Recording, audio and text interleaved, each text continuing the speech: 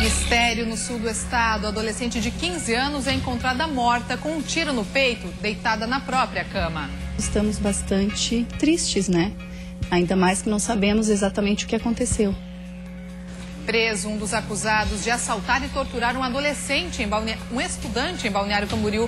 Assaltante é morto em troca de tiros com a polícia após roubar uma agência de crédito. Motociclista morre ao colidir de frente com um caminhão. Devido à neblina que tinha no momento, que o caminhão não viu o motoqueiro vindo. Reta final, cerca de 50% dos catarinenses ainda não entregaram a declaração do imposto de renda. Quem não entregar a declaração no prazo, há uma multa de R$ 165,74, que pode chegar a 20% do imposto de renda devido. Isso e muito mais agora no Notícias da Redação.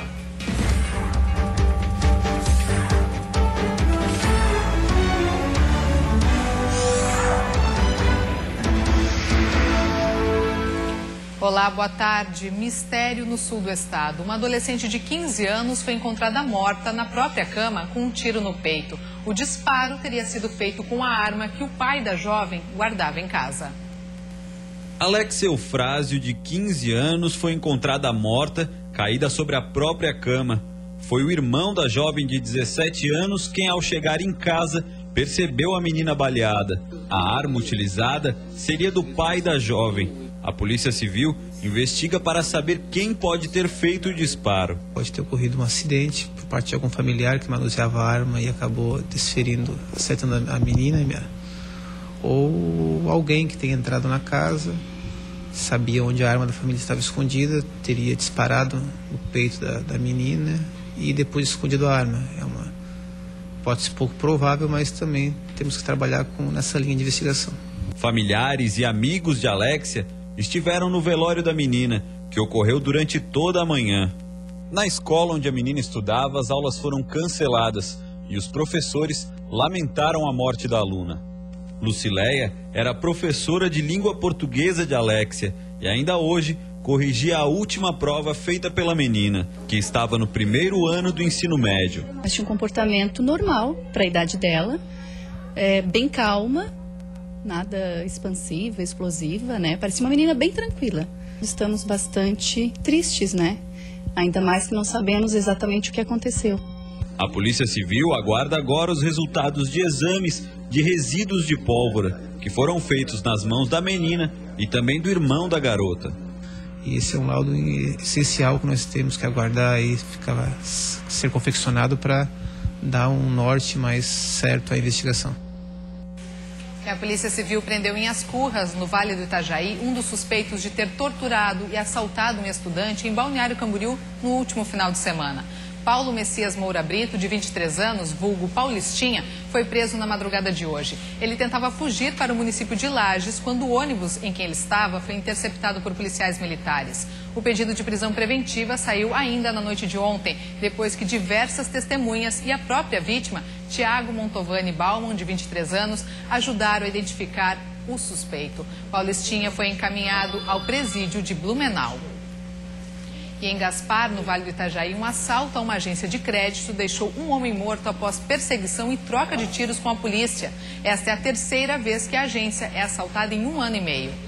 O assalto à agência de crédito aconteceu no início da tarde. 4 homens fugiram em 2 veículos. As polícias civil e militar iniciaram as buscas e localizaram 2 dos suspeitos, que iniciaram troca de tiros. Ederson Zandonai, de 31 anos, foi baleado e chegou a ser socorrido, mas morreu no hospital. Marcelo Correia Barbosa, de 38, foi preso. Junto com eles foram encontradas 2 pistolas e uma mochila com malotes da agência e dinheiro. Os outros suspeitos não foram localizados e são procurados pela polícia. E permanece internado um menino de 1 ano que foi encontrado com marcas de agressão. Os pais da criança podem perder a guarda e responder pelos crimes de tortura e lesão corporal. Jair é o conselheiro tutelar responsável pelo caso. Ele diz que todas as providências legais já foram tomadas e que o Poder Judiciário deve decidir com quem ficará a guarda. Ou para uma família acolhedora, a gente tem família acolhedora aqui em Dayal que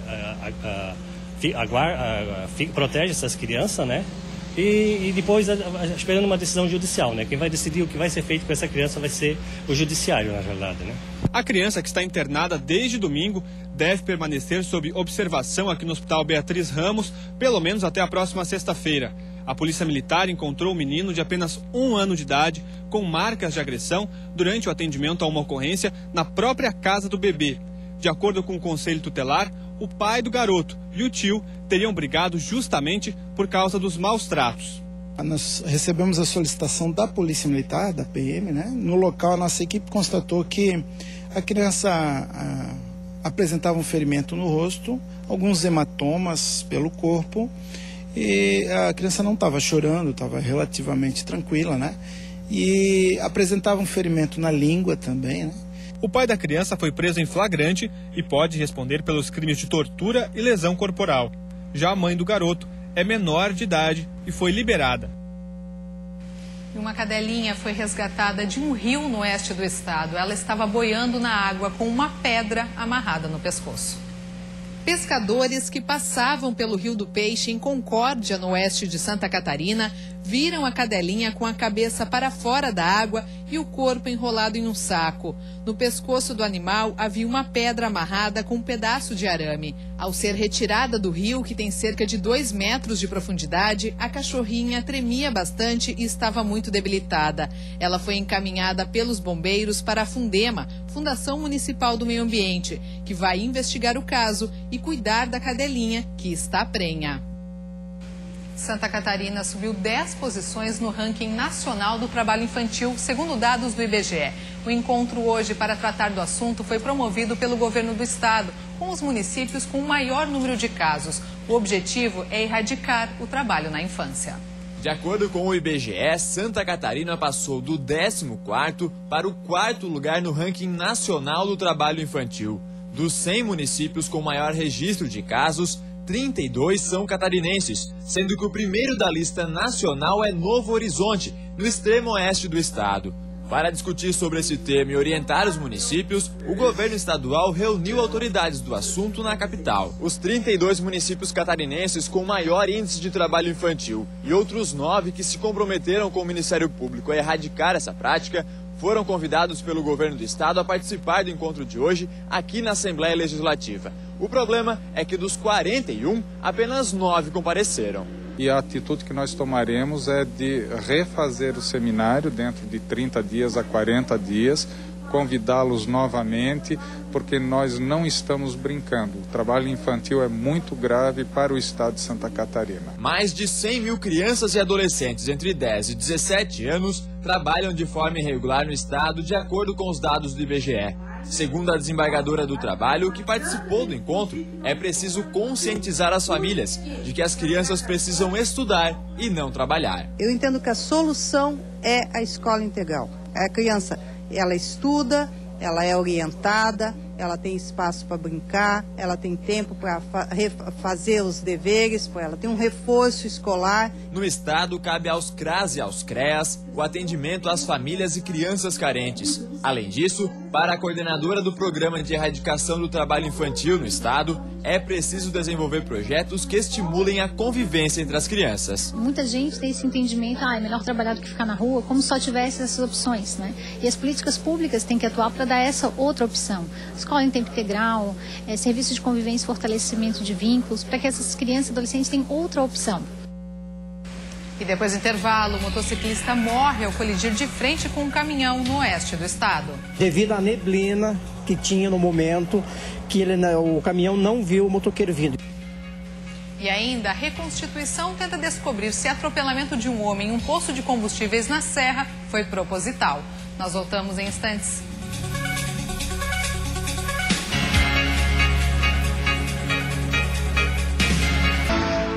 Estamos de volta com notícias da redação, agora 1h12. Vamos dar uma olhadinha como está o trânsito na capital neste momento. Nas pontes que fazem a ligação Ilha-Continente, trânsito mais intenso. Na ponte Pedro Ivo, que dá acesso ao centro da cidade. Já quem se dirige ao continente, o trânsito flui com tranquilidade nesse momento. 22 graus em Florianópolis. Uma mulher morreu após um grave acidente entre 2 carros e um caminhão na BR-470 entre os municípios de Ascurra e Rodeio. A mulher estava em um dos carros com placa de Indaial. Com ela estava um homem que ficou preso às ferragens e foi encaminhado ao hospital em estado gravíssimo. Os motoristas do caminhão e do outro carro saíram ilesos. Segundo a polícia, a barra de direção do caminhão quebrou e o condutor perdeu o controle ao fazer uma curva, invadindo a pista contrária e atingindo os outros 2 veículos. O caminhão acabou tombando e a carga de madeira ficou espalhada na pista. A rodovia ficou totalmente bloqueada por cerca de 2 horas. Já na rodovia que liga Santa Catarina ao Rio Grande do Sul, um motociclista de 52 anos morreu nesta manhã depois de colidir de frente com um caminhão. O motorista deste caminhão, que não teve a identidade divulgada, dirigia de Santa Catarina para o Rio Grande do Sul quando foi fazer uma ultrapassagem na SC 480 e bateu de frente com esta motocicleta que foi arrastada a cerca de 80 metros e ficou embaixo do caminhão. O condutor da moto, Vicente Trupinski Vachelinski, de 52 anos, morreu no local. Devido à neblina que tinha no momento, que o caminhão não viu o motoqueiro vindo e o caminhão estava possivelmente fazendo uma ultrapassagem, né? A Polícia Militar Rodoviária Estadual esteve no local e fez o levantamento do acidente. As causas devem ser divulgadas em um laudo que ficará pronto em 30 dias. O Corpo de Bombeiros orienta os motociclistas que utilizem de forma correta os equipamentos de segurança, pois eles podem ajudar a salvar a vida em um acidente. Com o impacto da batida, o capacete de Vicente saiu da cabeça, o que pode ter provocado a morte do motociclista. A partir do momento que tu vai sair de moto, coloca o capacete corretamente, né? Não deixa ele só solto na cabeça, que com o impacto, qualquer pancada, a primeira coisa a sair é o capacete. Foi o devido, se não estava acoplado ali a fivela no capacete, deve ter escapado o capacete. Se apresentou na delegacia o responsável por atropelar e matar um menino de 11 anos em Irani, no meio-oeste do estado. Após o acidente, o motorista fugiu do local sem prestar socorro à criança. Lucimar Pereira, de 36 anos, alegou que não prestou socorro à vítima no dia do acidente porque ficou com medo. Ele disse que tentou desviar do menino, que junto com outros vinha de bicicleta na contramão e não conseguiu.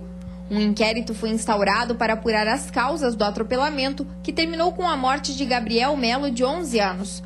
O homem tinha um mandado de prisão em aberto por violência doméstica e acabou preso. E foi realizada em Lages a reconstituição do caso Nandolete. O homem de 60 anos foi vítima de um acidente num posto de combustível e acabou morrendo. Agora a polícia quer saber se o atropelamento foi proposital. Júlio Otávio Búrico, conhecido como Nescau, participou da reconstituição que foi realizada no local do crime, um posto de combustível localizado no centro de Lages. Ele é acusado de atropelar propositalmente Luiz Fernando Lete no dia 7 de março, que morreu vítima de traumatismo craniano. O policiamento foi reforçado no local. Júlio saiu com um colete à prova de balas para participar da simulação, que reuniu muitos curiosos. A família do acusado também assistiu à reprodução. Toda a reprodução simulada dos fatos foi feita com base nos depoimentos das testemunhas e do réu a pedido do advogado do acusado. A gente não tem uma câmera que efetivamente registrou o atropelamento em si. E a gente não sabia que lado que a vítima veio, se a vítima veio de encontro ao carro, se a vítima estava fugindo do carro, que é onde a gente procurou resolver nessa reconstituição, né? Na reprodução, o delegado que cuida do caso ouviu as versões das testemunhas e do acusado.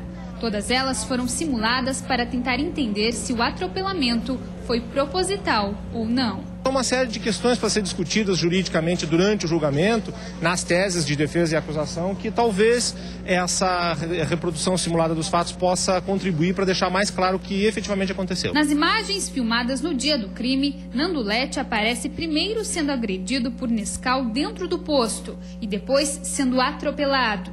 Nescau aparece de blusa listrada.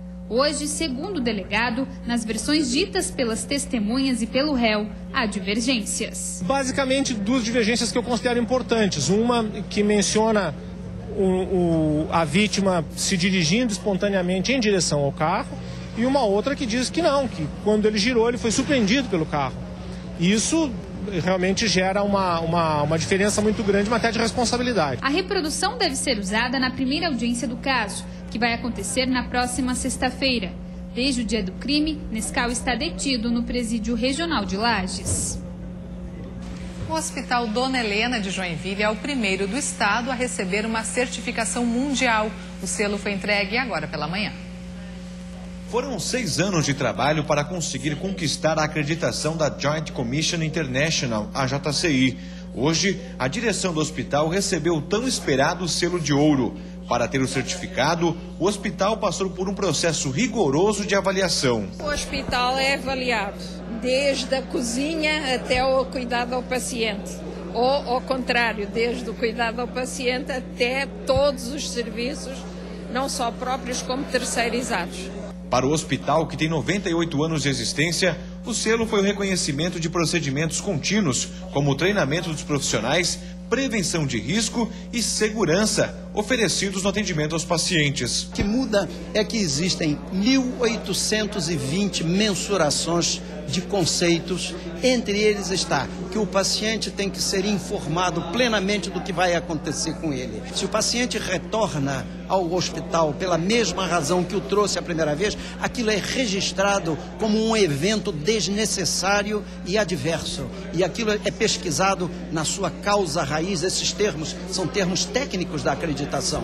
O hospital é o 26º no Brasil e o único em Santa Catarina a receber o selo de ouro da JCI. A acreditação tem validade por 3 anos. Depois, a instituição passa por uma nova avaliação para receber a recertificação. Com o reconhecimento, o hospital passa a integrar um grupo seleto de instituições mundiais de saúde. É uma acreditação difícil, ou seja, ela é muito criteriosa, muito rígida, tem que mostrar as evidências, não basta mostrar papel escrito. Todo o processo é de evidências. E depois do intervalo, eleitores que ainda não regularizaram o título têm 2 semanas para procurar um cartório eleitoral. E ainda a reta final também para a entrega da declaração do imposto de renda. Em Santa Catarina, cerca de 50% dos contribuintes ainda não acertaram as contas com o Leão. Entregar a declaração no prazo, há uma multa de R$ 165,74, pode chegar a 20% do imposto de renda devido. Os detalhes em instantes.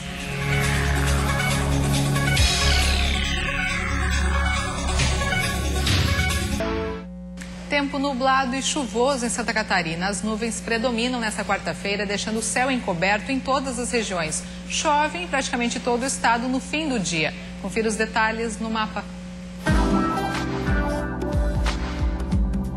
Na Serra, tempo encoberto e com possibilidade de chuva isolada à noite. A máxima não passa dos 21 graus.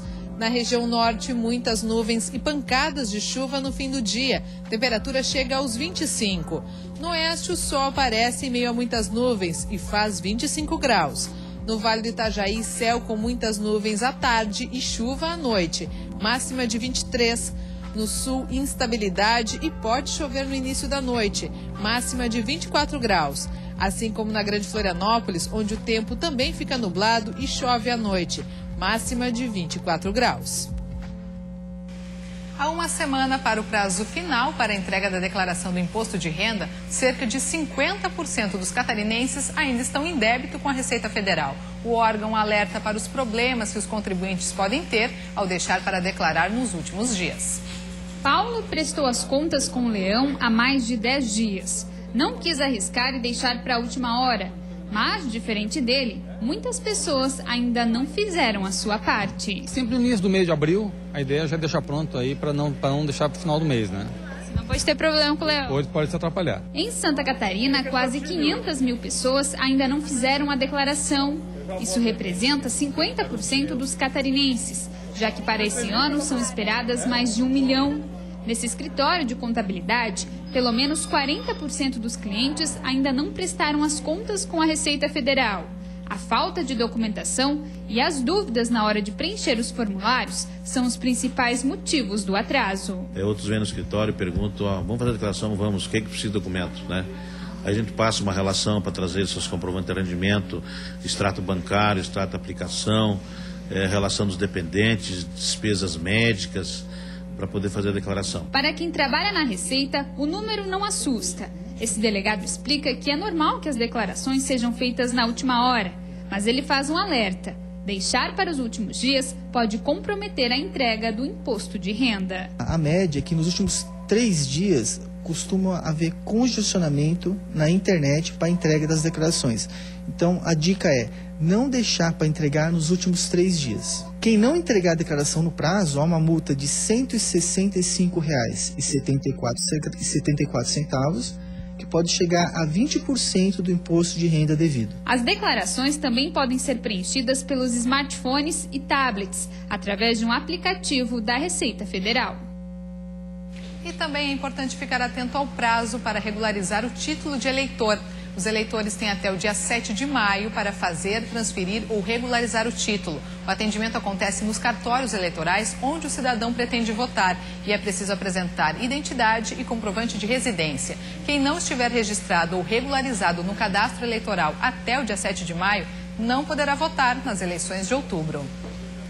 E de hoje até o dia 9 de maio, um ônibus da Celesc estará oferecendo diversos serviços no centro da capital. A intenção é facilitar o atendimento dos consumidores. O ônibus do programa Celesc Mais Fácil está instalado no Largo da Alfândega, no centro da capital. Na unidade, o consumidor poderá, por exemplo, emitir a segunda via de boletos, atualizar dados cadastrais e programar o pagamento por débito automático.